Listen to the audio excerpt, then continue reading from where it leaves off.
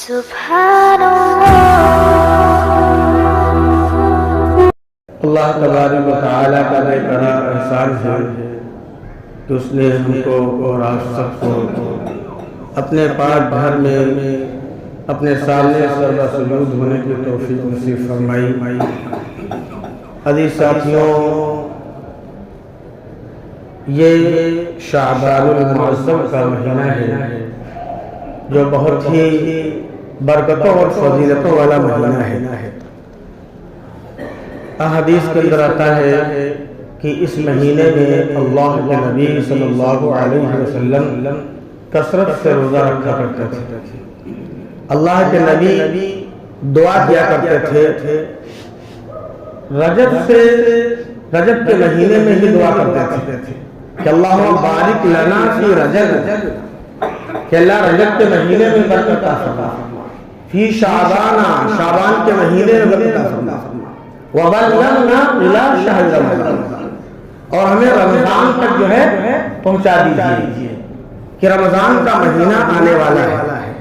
شعبان کے بعد رمضان کا مہینہ آتا ہے، تو رمضان کے لیے جو ہے وہ تیاری ہے کہ جو ہے اس کے لیے پہلے سے دعائیں کرتے تھے اور جو ہے کثرت کے ساتھ جو ہے وہ اس مہینے کے اندر روزہ رکھتے تھے اللہ کے نبی۔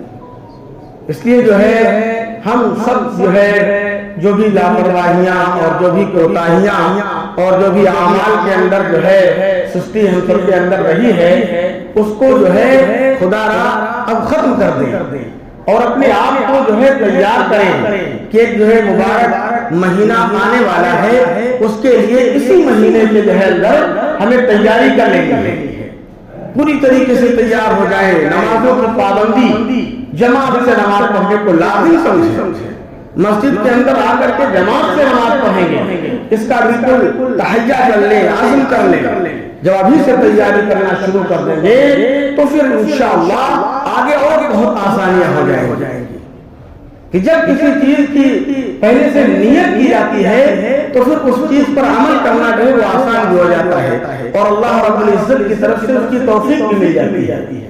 اس لیے جو ہے اس مہینے میں ہم سب جو ہے ساری چیزوں کو آدمی کام دھام میں لگا ہوا ہے اور جو ہے اپنے کاروبار میں لگا ہوا ہے اور تمام اعمال سے دور ہے، لیکن جو ہے اب کم سے کم اس مہینے میں اس بات کو ہم سوچیں کہ اپنے کام دھام کو آگے کس طرح اگلے مہینے میں جو ہے ہم کو سیٹل کرنا ہے، کیونکہ جو ہے اس مہینے میں عجیب برکتیں ہیں جس کو ہماری اور آپ کی آنکھیں نہیں دے سکتی، لیکن کم سے کم اتنا احساس تو ہوتا ہی ہے اور اتنا تو دکھائی دیتا ہی ہے کہ رمضان کے مہینے میں جو لوگ باوجود بہت ساری محنتوں کے مسجد کے گیٹ تک نہیں آتے، وہ بغیر کسی محنت کے مسجد کی اگلی صف میں آ کر کے نماز پڑھنے لگتے، تو یہ برکتوں کا ہی ہے، کیونکہ جو ہے بتایا جاتا ہے کہ جس طریقے سے ہر چیز کا سیزن ہوتا ہے ایسے ہی نیکیوں کے کمانے کا سیزن رمضان ہوتا ہے۔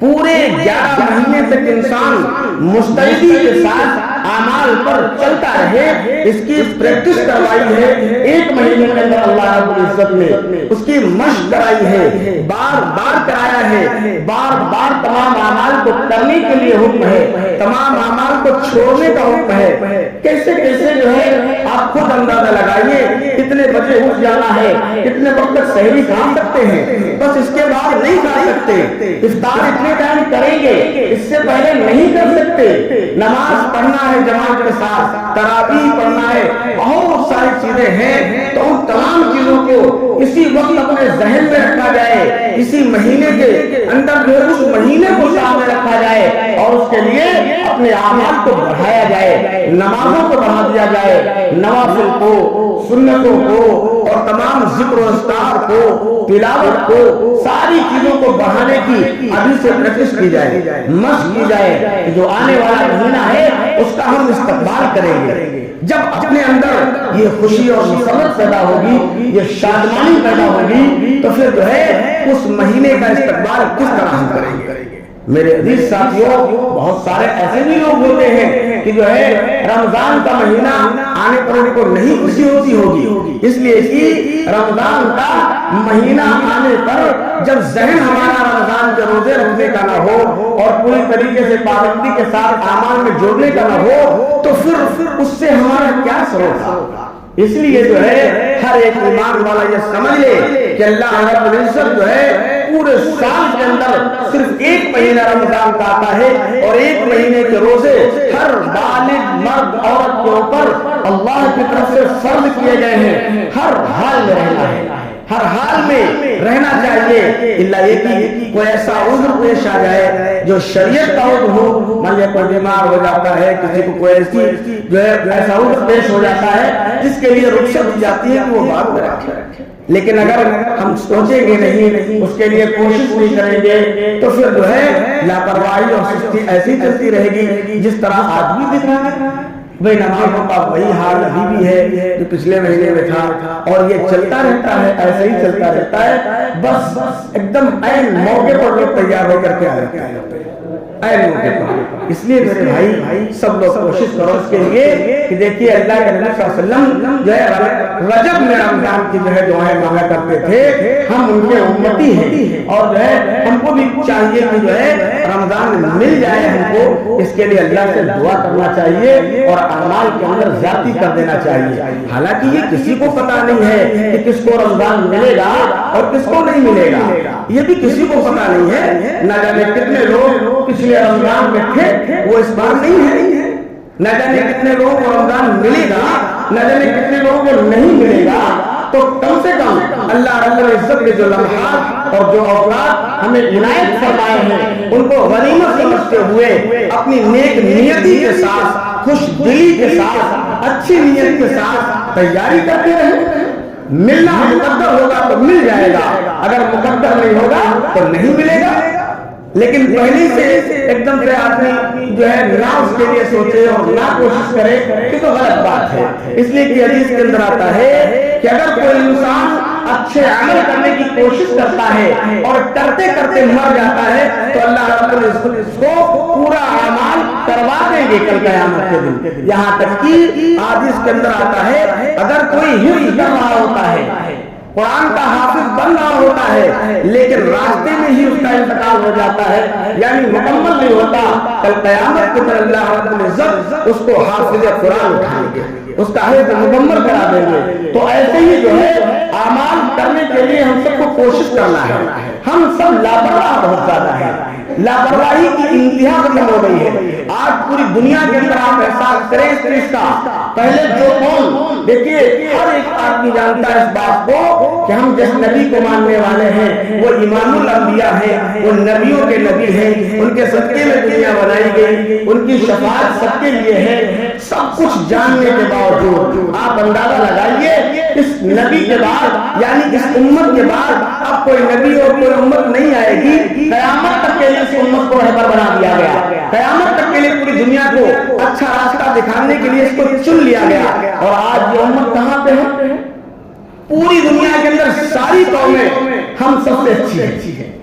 اگر سب سے زیادہ سست اور لاپرواہ اگر کوئی قوم ہے دنیا کے اندر اس وقت وہ مسلم قوم ہے, جو ذرہ برابر بھی اچھائی اور برائی کے بارے میں نہیں سوچتی, کبھی احساس نہیں کرتی. ایک ایمان والا مرتے مرتے وہ سوچتا نہیں ہے کہ مرنے کے بعد ہونے والا کیا ہے. قبر کا مسئلہ, حشر کا مسئلہ, قیامت کا مسئلہ کوئی آسان بات ہے. ایک چھوٹا سا گرمیوں کا دن تھوڑا بڑا ہو جاتا ہے, کتنا لوگ اتنا بڑا دن ہوگا, 50,000 سال کا ایک دن ہوگا. قیامت کا دن 50,000 سال کا ایک دن ہوگا, اور وہاں کا ایک دن یہاں کے 1,000 سال کے برابر. آپ اندازہ کتنا بڑا دن ہوگا, کتنا بڑا. لیکن ان تمام چیزوں کو خیال رکھیں کہ وہ دن اتنا بڑا ضرور ہوگا اور بہت سارے لوگوں کے لیے بھی ہوگا, لیکن جو اللہ والے ہوں گے, جو اللہ کی مان کر دنیا کے اندر زندگی گزارتے رہے اور جو اللہ کے نبی کے حکموں پر آپ کے بتائے ہوئے طریقوں پر چلتے رہے اور اللہ کو راضی کرتے دنیا کے اندر سے چلے گئے, ان کے لیے وہ 50,000 کا کوئی مطلب نہیں ہے. ان کے لیے وہ 50,000 سال کا دن بھی اس دل کے برابر بھی نہیں ہوگا, بلکہ بہت چھوٹا سا وقت لگے گا. اس لیے ہم سب کے لیے عقل مندی کی بات یہ ہے کہ آخرت کو سامنے رکھ کر کے اس دنیا کے اندر آخرت کی تیاری کریں. اگر کریں گے تو کامیاب ہو جائیں گے, اور اگر نہیں کریں گے تو پھر سمجھ لیجیے ہمارے لیے نقصان اور خسران ہی ہوگا. اس لیے میرے عزیز ساتھیوں, جس طریقے سے ہم جمعے کے دن جو ہے جمعے کی نماز کے لیے تیاری کرتے ہیں, خدا رہا آپ سب کے سب جو ہے پانچوں وقت کی نماز کے لیے اسی طرح تیاری کرنے کی فکر لے لو. انشاءاللہ پوری زندگی کے اندر جو ہے نماز قائم ہو جائے گی. ہر ایک انسان نماز پڑھ سکتا ہے, لیکن جو ہے وہی ایک چیز ہے کہ سستی اور لاپرواہی. کیا بتائیں, بس سستی ہے, لاپرواہی ہے. ارے وہ سستی اور لاپرواہی جو دنیا کے کام کی ہو تو کوئی بات نہیں ہے, آج 1000 کا نقصان ہوا ہے کل 2000 مل جائیں گے. ایک وقت کی نماز چلی گئی, ساری زندگی میں وقت واپس نہیں آئے گا. ایک مہینے کا روزہ اور ایک دن کا روزہ چلا گیا, ساری زندگی میں اس کی کمی پوری نہیں کی جا سکتی. یہاں تک کہ حدیث کے اندر آتا ہے کہ اگر جان بوجھ کر کے کوئی ایک روزہ چھوڑ دے تو اس روزے کی قضا 2 مہینے ہے, 60 دن قضا ہے اس کی, یہ کفارہ ہے روزے کا. لیکن اگر وہ ساری زندگی افطار نہ کرے, ساری زندگی کھانا نہ کھائے, ساری زندگی روزہ رکھتا رہے, اس ایک روزے کے برابر ہو نہیں سکتا. یہ حدیث کے اندر لکھا ہوا. تو یہ چیز اگر احساس ہم کو ہو جائے گا تو پھر ہمارے لیے بالکل آسان ہے. اللہ کا نبی فرمایا الدین یسر, دین آسان ہے. اور ہم کو لگا دین اتنا خطرناک ہے کہ ہم کچھ کر ہی نہیں سکتے. ایسا نہیں ہے, دین بہت آسان ہے. اپنے آپ کو تیار کرنا پڑے گا اعمال کے لیے, بالکل آسان ہے. اگر کوشش نہیں کریں گے, تیاری نہیں کریں گے تو پھر ہمارے لیے تو بہت مشکل ہے. مسجد کے گیٹ پہ بیٹھے رہیں گے, اذان کے وقت چلے جائیں گے, اکثر لوگ چلے جاتے ہیں, مسجد کے باہر باتیں ہو رہی ہیں لیکن اذان کے وقت چلے گی کسی پڑھنا نہیں. تو ایسے کام نہیں چلے گا میرے بھائی. ایسے چلے گا کہ اذان کا وقت ہو تو فوراً ہمارے اندر احساس پیدا ہو جائے. اب اس طرف سے جلال کا اعلان ہوگا جس کے لیے دنیا ہیچ ہے, ساری دنیا بیدار ہے. اب سب سے پہلے اس وحدہ لا شریک لہ کی بارگاہ میں جا کر کے ہمیں سربہ سجود ہونا ہے. اپنی اس پیشانی کو جس کو کسی کے سامنے رگڑا نہیں جا سکتا, جس کو کسی کے سامنے جھکایا نہیں جا سکتا, وہی ایک پاک ذات وحدہ لا شریک لہ کی ہے جس کے سامنے اپنی اس پیشانی کو رگڑا جاتا ہے. اور وقت آ چکا ہے کہ ہم جائیں اور اپنی پیشانی کو اللہ کے سامنے رگڑ دیں.